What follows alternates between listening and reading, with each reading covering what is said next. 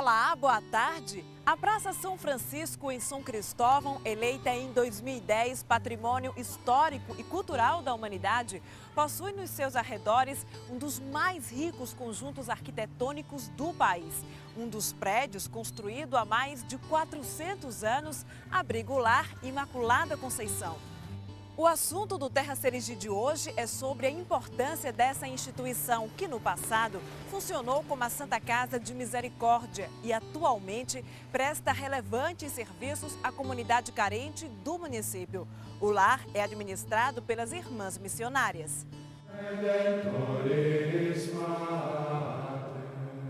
Andar pelas ruas de São Cristóvão é fazer uma viagem pelo Brasil Colônia.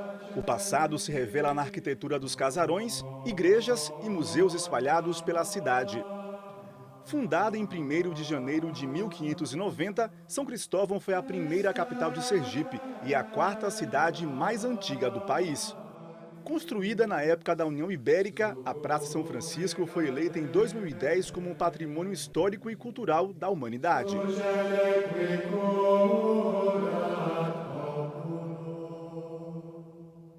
Aqui na Praça São Francisco encontramos um dos prédios mais antigos do estado. É este aqui, o Lar Imaculada Conceição. Ele foi construído há mais de 400 anos e no passado abrigou a Santa Casa de Misericórdia.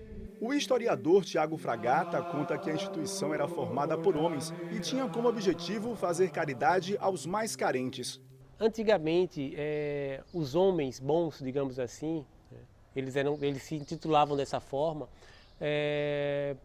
para reverenciar o seu fazer católico, o seu fazer cristão. Lembrando que nós estamos falando de um Brasil colônia, de uma época em que igreja e Estado governavam irmanados. Então a Irmandade das Santas Casas eram justamente esses cidadãos, por assim dizer, que queriam prestar um socorro à pobreza. A Santa Casa era um modelo com forte influência europeia. Também providenciava sepultamentos e até servia como banco de empréstimos. A gente vai perceber o quê? A Santa Casa oferecendo aos pobres um lugar para se hospedar. Então, os primeiros colonizadores, a Santa Casa oferecia hospedagem. A Santa Casa oferecia também hospital para os pobres. E aí, eu sempre gosto de lembrar do trocadilho hospedar, hospitalizar. São palavras aí irmãs, digamos, dessa forma. E também banco. Qual é a função do banco que a Santa Casa oferecia? Emprestar dinheiro aos pobres. A Santa Casa emprestava dinheiro a juros, inclusive. E aí é interessante que o nascimento do banco, da instituição banco, está vinculada também a essa instituição, digamos assim, religiosa. No ano de 1911, os freis franciscanos fundaram o Orfanato da Imaculada Conceição, que 11 anos mais tarde passou a ser administrado pelas Irmãs Missionárias da Imaculada Conceição da Mãe de Deus. O orfanato foi assumido inicialmente por um grupo de leigas ligadas aos frades franciscanos e depois os frades, através do nosso fundador, que foi Dom Amando Balma, chamaram nossas irmãs. No início foram 4 irmãs, inclusive 3 irmãs alemães e uma brasileira, que chegaram em 1922. Elas assumiram esse orfanato, que era uma necessidade daquela época, por causa da pobreza, muita gente órfã, muitas pessoas que não podiam estudar na sua família. Então as irmãs foram acolhendo essas meninas, era só para meninas. O espaço funcionou como orfanato feminino até 2011. Em alguns períodos teve 100 internas. Dona Eunice Batista passou pelo sistema de internato. A caçula de 9 filhos foi trazida pela mãe. Meu pai faleceu e só tinha minha mãe. Eram 9 irmãos. Então ela pediu para colocar a gente aqui. Para mim foi o tempo melhor na minha vida, foi o tempo que eu passei aqui, porque era criança. Criança é assim, tudo é bom, tudo é gostoso. Ela conta que as religiosas sempre prezaram pelos bons costumes das meninas. A rigidez era uma das ferramentas educativas. Os pais são os exemplos dos filhos, né? Se eu der um mau exemplo, fizer coisas erradas, meus filhos vão ver que eu estou errada. Aí vai me seguir o que eu estou fazendo. E aí eu segui o exemplo das irmãs, né? Aquele costume de oração, trabalho e oração. Então, eu aprendi tudo, eu agradeço a elas. A escola do Lar Imaculada Conceição começou a funcionar para as internas no ano de 1923. Só no ano de 1971 foi aberta à comunidade. Ainda hoje o prédio está preservado e traz objetos daquela época como o crucifixo e a lousa. Esse prédio ele oferece uma arquitetura, uma fachada colonial. Ele é um prédio que foi construído entre os anos de 1606 e 1610. Então nós estamos aí no início do século XVII. A gente percebe que esse prédio ele já cumpria nessa época a função de hospital e de hospedaria. Dona Tereza passou 5 anos na escola e nesta sala cursou a 2ª série. E a gente sempre sente saudade, né? Dos momentos bons, de tudo que a gente passou aqui. Inclusive eu passo para o meu filho que foi também aluno, né? Estudou 2 anos, meus irmãos. Foi uma geração, né? Vai de uma, vai de outra, os filhos dos nossos filhos, né? Os nossos pais também que estudaram aqui. Ela conta que a relação com as meninas internas era de muito respeito. Muita disciplina, né? Que é o que vale hoje. Havia o respeito, né? Às vezes algumas elas tinham vergonha, né? Por ser assim, abandonada pelos seus pais. Mas a gente fazia de tudo para estar juntas. Vera estudou no final da década de 90 e hoje é funcionária da casa. No começo eu vim e aprendi bordados. Depois aprendi a cuidar da casa. Depois cuidar das irmãs doentes que ficavam aqui. E hoje serviços gerais como funcionária. Aqui as irmãs foram uma segunda mãe para você, na verdade, né? Ainda são, né? Vai passando de mãe em mãe, porque vem muitas. Vão passando freiras, cada ano uma. E aí, daí, ficamos cheias de mãe, né? Aqui não tem ninguém com uma mãe só, não. Várias mães. O sistema de internato acabou no ano de 2001 e até o ano de 2010 funcionou o sistema de semi-internato. Daniele viveu neste último período. A gente vinha de casa, tomar café aqui, ia fazer as tarefas da gente da escola, depois ia tomar um banho, almoçar, ir para a escola, e de lá a gente voltava para cá, jantava e ia para casa. No outro dia era a mesma coisa sempre. Quando eu soube que ia terminar, eu chorei muito, eu não queria que terminasse. Eu e minhas colegas se esconderam debaixo da mesa para chorar, dizendo que não ia embora. Depois de anos longe do Lar Imaculada Conceição, ela já pensa em retornar. Começou agora os novos projetos, vou entrar de novo. Vou agora fazer informática aqui. Foi bom demais, né, aqui, para mim.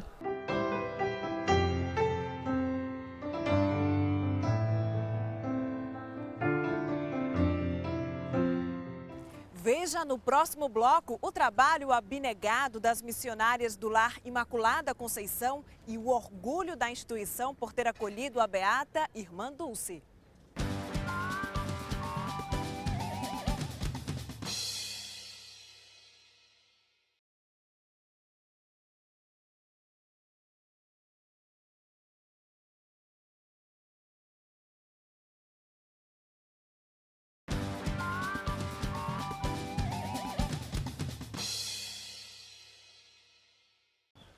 As irmãs missionárias do Lar Imaculada Conceição são reconhecidas na comunidade pelo trabalho abnegado junto à população carente de São Cristóvão.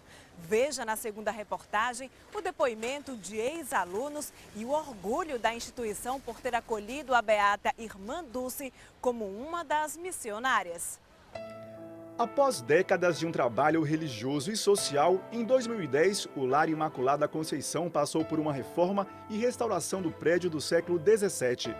As irmãs continuaram na casa e parte das ações foram realizadas na própria comunidade. A gente interrompeu as atividades do semi-internato por causa da obra de restauração, iniciada um dia depois da proclamação aí do patrimônio da praça como patrimônio mundial. Aí a gente partiu para projetos sociais nos povoados. Só em julho deste ano e com as obras encerradas, o prédio voltou a funcionar normalmente. O ex-aluno da Escola do Lar Imaculada Conceição, José Macário, hoje diretor financeiro da unidade educacional, só não entende por que o antigo auditório, considerado o primeiro teatro de São Cristóvão, ficou abandonado. Na época de aluno, a gente aqui trabalhava de uma forma com que o outro também participasse, né? Muitas peças teatrais. Eu me lembro de uma que é a história da salvação, que contava um pouco a criação do mundo e terminava com o nascimento de Jesus. Então se envolvia muitos alunos aqui da escola também e pessoas da comunidade, né? Não só as crianças, no caso na época da gente, mas também pais, né, que acompanhavam a gente e também fazia parte desse teatro, né? Neste palco, Macário viveu momentos que após 30 anos continuam vivos na memória. Quantas pessoas passaram por aqui? Eu sei que várias gerações, não só a minha, mas também outras gerações, e se tivesse bom, com certeza as gerações atuais, né, estariam aqui também, trabalhando, participando. Uma pena hoje estar nessas condições. A escola, que desde sua fundação nunca parou de funcionar, sempre foi gratuita para a comunidade. Porém, no ano de 2009, as doações que ajudavam a manter a escola e o lar foram diminuindo. Hoje, ela é mantida com as mensalidades pagas pela comunidade, mas a qualidade do ensino permanece o mesmo. Foram anos assim, de muita importância na minha vida, porque é uma escola que se preocupava com a nossa formação humana e também religiosa, que isso tem relevante importância. Depois, ao longo desses anos, fui para outras escolas, cursei faculdade, até o momento que encontrei a irmã Lourdes, que era a diretora atual, em 2005, da instituição, e onde aqui desenvolviam muitas atividades sociais. A escola do Lar Imaculada Conceição foi criada, né, para atender as órfãs que viviam na época. E lá para a década de 70 foi aberta para a comunidade. Então eu já fui uma das privilegiadas da comunidade em estudar nessa escola. São 7 salas de aulas e cerca de 300 alunos no ensino infantil e fundamental. Do passado, a diretora traz muitas lembranças. Trago muito para esse trabalho referências daquela época com a irmã Teresa. O zelo, né, pelos alunos, o zelo pela instituição, esse amor para que não se acabasse, né? O cuidado com a nossa cidade, manter, em fazer as crianças se apropriar dos valores que tem, do patrimônio que é a nossa cidade. Depois também a disciplina, que é vista de várias maneiras, mas que eu e também a equipe com quem a gente trabalha procura ver da melhor maneira possível, que é formar o ser humano com a disciplina. O lar não é conhecido apenas pelos trabalhos social e religioso. As irmãs também são famosas aqui na cidade pela produção desse biscoito, cobiçado por sergipanos e turistas. O biscoito, chamado de bricelettes, é outra herança europeia que serve como fonte de renda para o Lar Imaculada Conceição. A irmã Lourdes, na época, que era a diretora administrativa, ela, com o apoio das nossas irmãs da Alemanha, ela teve essa iniciativa de começar aqui a fazer bricelettes.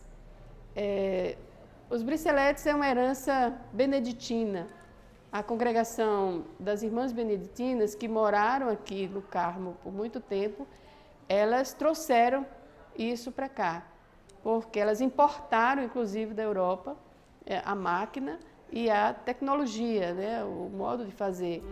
As irmãs missionárias da Imaculada Conceição da Mãe de Deus são conhecidas em todo o país por um exemplo que conquistou até o Vaticano. Nos anos 30 do século passado, as irmãs missionárias receberam uma baiana de nome Maria Rita. Aqui em São Cristóvão, ela fez sua profissão de fé e votos perpétuos. Anos mais tarde, ela foi conhecida pelas suas obras sociais. Eu estou falando de Irmã Dulce.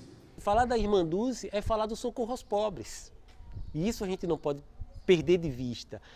Principalmente porque a Irmã Dulce, que faz parte da congregação que hoje gerencia essa Santa Casa, ela começou a sua vida religiosa aqui em São Cristóvão. Então a Irmã Dulce certamente pisou, certamente frequentou esse espaço.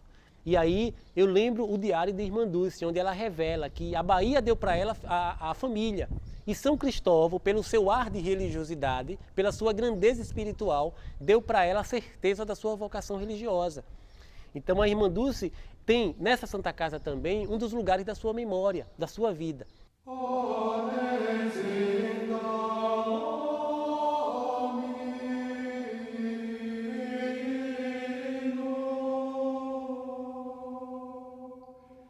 O milagre analisado pelo Vaticano foi da sergipana Cláudia Cristiane. Grávida do filho, apresentou um quadro de forte hemorragia não controlável. Após passar por 3 cirurgias em 18 horas, sem que o sangramento parasse, de uma forma inexplicável veio o milagre, com o sangue coagulando. Eu não era para estar aqui neste mundo, né? Não era para ter criado meus filhos.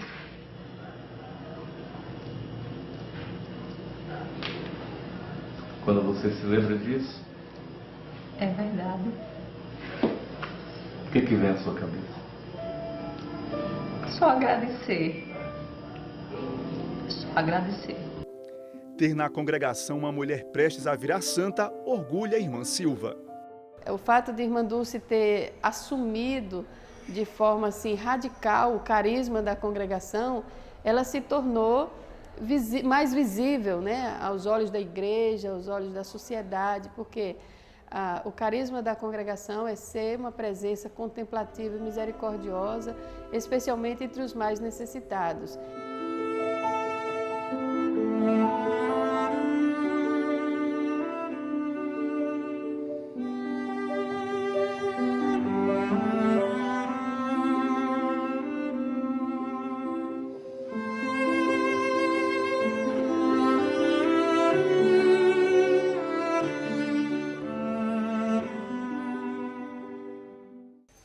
Parabéns às irmãs missionárias por esse belo trabalho. E você pode colaborar com novos assuntos para o Terra Serigi.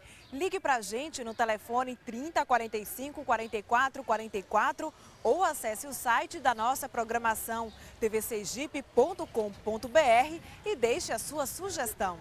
Eu me despeço por aqui. O nosso próximo encontro no Terra Serigi será sábado ao meio-dia. Até lá!